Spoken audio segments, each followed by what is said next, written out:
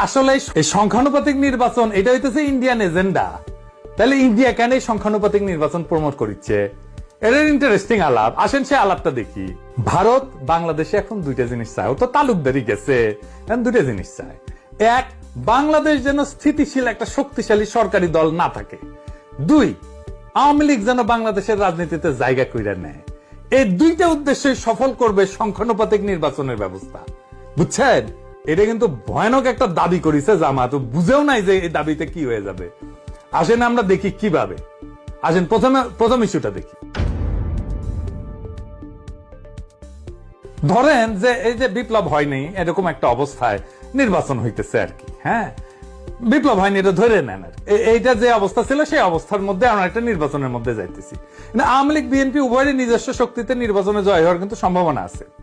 এমনকি মতাদর্শগত ভাবে বা কৌশলগত ভাবে উভয়ের দিকে যে ঝুঁকে থাকা দলগুলা এটার সাথে জোট গঠন না কইরাও কিন্তু এই দুই দলের জেতার সম্ভাবনা আছে। সাহেব, আমি আপনার কথার সাথে একমত যে যদি বাংলাদেশে যদি আপনার পিয়ার পদ্ধতিতে কোনো সরকার আসে তাহলে সরকার দুর্বল হবে। এই ক্ষেত্রে ভারত বাংলাদেশের উপর হস্তক্ষেপ করতে পারে। ঠিক, আমি আপনার কথার সাথে একমত। ঠিক আছে, আপনি আমার কথাটা শুনেন। আপনি আমাকে এই কথার উত্তরটা বলুন তো, বিগত 53 বছরের মধ্যে ভারত বাংলাদেশের মধ্যে আধিপত্য করে না এরকম কোনো প্রমাণ আছে আপনার কাছে? প্রতিটা বছরে তো ভারত বাংলাদেশের উপর আধিপত্য করেছে, কিন্তু বিগত বছরগুলোতে আমাদের দেশের রাষ্ট্রপ্রধান কি ছিল? দলীয়তে ছিল, একক রাষ্ট্রপ্রধান ছিল, কিন্তু থেকে কি লাভ হয়েছে? তাও তো ভারত আধিপত্য করছে।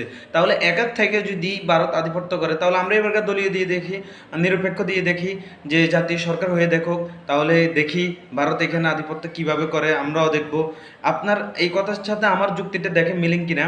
আপনি বলতেছেন আধিপত্য করতে পারবে, আমার মনে হয় পারবে না। কারণটা হচ্ছে যেহেতু এখানে সর্বদলীয় লোক থাকবে, সেক্ষেত্রে কোনো সরকার ভারত থেকে প্রশ্রয় দেওয়ার ক্ষেত্রে 100 বার ভাববে। কিন্তু যদি কোনো দলীয় সরকার যদি বসে তাহলে সে চিন্তা করবে না, কারণ তার উপরে সেখানে চাপ থাকবে না।